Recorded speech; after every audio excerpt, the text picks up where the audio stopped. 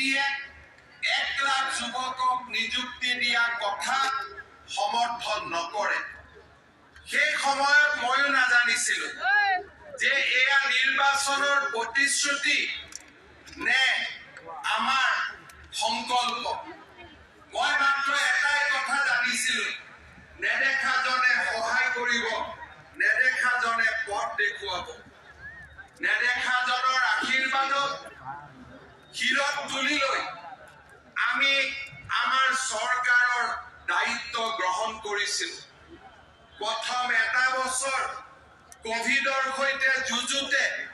আমি চাকৰিৰ কামত আগবাঢ়িব পৰা নাছিলো, কিন্তু যোৱা বছৰ যেতিয়া আমাৰ চৰকাৰৰ এটা বছৰ সম্পূৰ্ণ হৈছিল,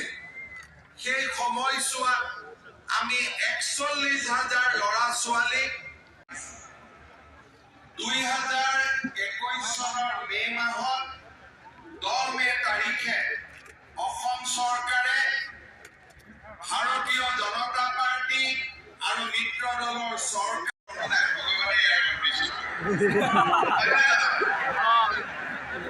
আমাৰ মাজত উপস্থিত ভাৰতৰ সন্মানীয় গৃহমন্ত্ৰী কেন্দ্ৰীয় মন্ত্ৰী ৰামেশ্বৰ তেলী ডাঙৰীয়া, कैबिनेटर काम का प्रतीक आज का ये रोजगार मेला इस बात का प्रतीक है कि असम की बीजेपी सरकार युवाओं के भारत के माननीय प्रधानमंत्री श्री नरेंद्र मोदी जी द्वारा असम के वर्तमान सरकार की द्वितीय वर्ष पूर्ति के उपलक्ष्य में असम वासियों को प्रेषित अभिनंदन व शुभकामनाओं का संदेश प्रस्तुत करना सरकारी नौकरी पाने वाले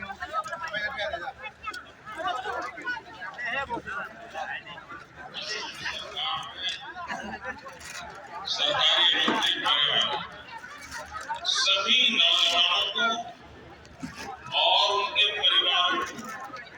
मैं बहुत